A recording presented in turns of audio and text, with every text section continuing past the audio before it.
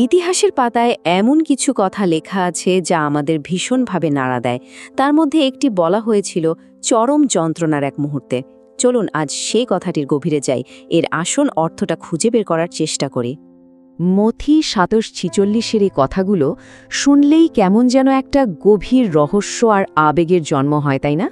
এই একটা বাক্য শতাব্দীর পর শতাব্দী ধরে মানুষকে ভাবিয়ে তুলেছে। আসুন আমরা একটু সেই দৃশ্যটা কল্পনা করার চেষ্টা করি। যিশু ক্রুশে ঝুলছেন। কি ভয়ঙ্কর শারীরিক আর আত্মিক কষ্ট! বাইবেলে বলা আছে সেই সময় নাকি আকাশ একদম অন্ধকার হয়ে গিয়েছিল। এটা কিন্তু শুধু একটা সাধারণ প্রাকৃতিক ঘটনা ছিল না, এর পেছনে ছিল এক গভীর আধ্যাত্মিক সংকটের ইঙ্গিত। তো এখানেই সেই প্রশ্নটা আসে, যা নিয়ে এত আলোচনা, এত ধাঁধা, এটা কি তবে হতাশা বা বিশ্বাস হারিয়ে ফেলার কোনো চিহ্ন ছিল? চলুন এই প্রশ্নেরই উত্তর খোঁজা যাক।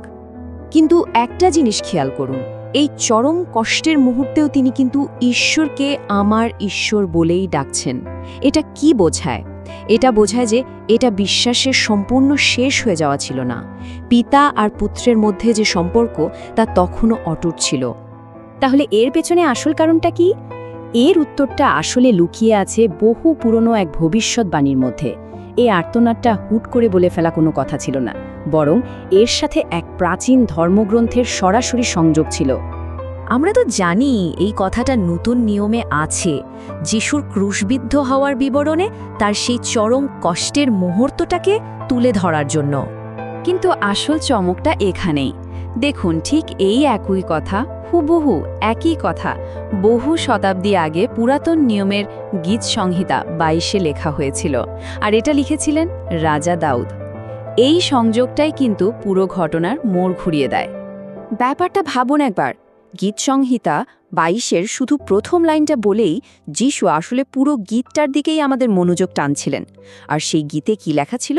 আশ্চর্যভাবে সেখানে ক্রুশবিদ্ধ হওয়ার ঘটনার একেবারে নিখুঁত বর্ণনা দেওয়া আছে। তার জন্মের বহু আগেই লেখা হয়েছিল সব কথা। চলুন এবার এর আর একটু গভীরে যাই। এই ঘটনার একটা ধর্মতাত্ত্বিক ব্যাখ্যাও আছে। কেন পিতা আর পুত্রের মধ্যে এই ঐশ্বরিক বিচ্ছিন্নতার মুহূর্তটা ঘটা এত জরুরি ছিল? মূল ধারণাটা হলো, তিনি আমাদের সবার পাপ নিজের ওপর নিয়েছিলেন, যেমনটা ১ পিতর ২:২৪-এ বলা আছে। আর ঈশ্বর যেহেতু পবিত্র, তাই তিনি পাপের উপস্থিতিতে থাকতে পারেন না। আর ঠিক এই কারণেই যখন যিশু পৃথিবীর সমস্ত পাপ নিজের উপর তুলে নিলেন, তখন তিনি প্রথমবারের মতো ঈশ্বরের উপস্থিতি থেকে একটা আত্মিক বিচ্ছিন্নতা অনুভব করলেন।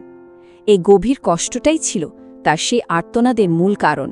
সুতরাং একটা খুব গুরুত্বপূর্ণ বিষয় হল, পিতা ও পুত্রের সম্পর্কের মধ্যে কোনো চিরস্থায়ী ভাঙন ধরেনি, বরং এটা ছিল একটা বিশেষ ঐশ্বরিক মুহূর্ত, যেখানে পুত্র প্রথমবারের মতো সেই বিচ্ছিন্নতার কষ্টটা অনুভব করেন, যে কষ্টটা পাপ, ঈশ্বর আর মানুষের মধ্যে তৈরি করে। এবার চলুন দেখি এই ঐশ্বরিক ঘটনাটা কিভাবে যিশুকে আমাদের মানে সাধারণ মানুষের আরও অনেক কাছের করে তোলে। এই আর্তনাদ যিশুর দ্বৈত প্রকৃতিকে খুব সুন্দরভাবে ফুটিয়ে তোলে।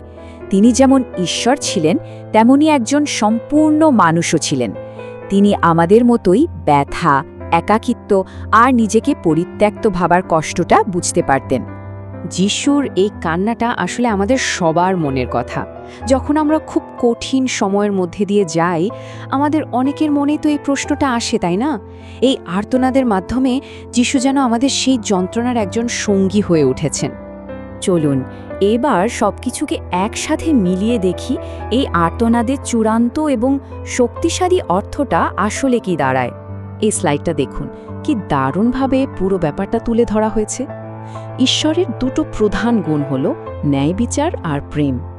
একদিকে তার ন্যায় বিচার বলছে পাপের শাস্তি হতেই হবে, অন্যদিকে তার অফুরন্ত প্রেম চায় মানুষকে বাঁচাতে। যিশুর আত্মত্যাগের মধ্যে দিয়ে এই দুটো বিষয়ে কিন্তু একসাথে পূর্ণ হল। তাহলে এই একটা বাক্য থেকে আমরা বেশ কয়েকটা গভীর শিক্ষা পাই। প্রথমত, ঈশ্বরের নীরবতা মানেই তার অনুপস্থিতি নয়। দ্বিতীয়ত, চরম কষ্টের সময়ও বিশ্বাস ধরে রাখা যায়। আর সবশেষে এটা আমাদের দেখায় যে পাপের জন্য কি বিশাল মূল্য দিতে হয়েছে। তাহলে শেষ পর্যন্ত আমরা কি বুঝলাম?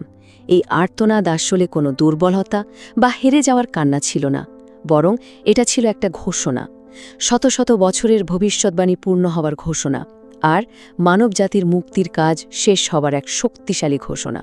এই পুরো আলোচনার শেষে একটা প্রশ্ন কিন্তু থেকেই যায়। যখন মনে হয় সবকিছু শেষ, সব আশা শেষ, ঠিক সেখান থেকেই কি নতুন করে আশা শুরু হয়? এই রহস্যময় আর্তনাদটা হয়তো আমাদের জন্য এই বড় প্রশ্নটাই রেখে গেছে।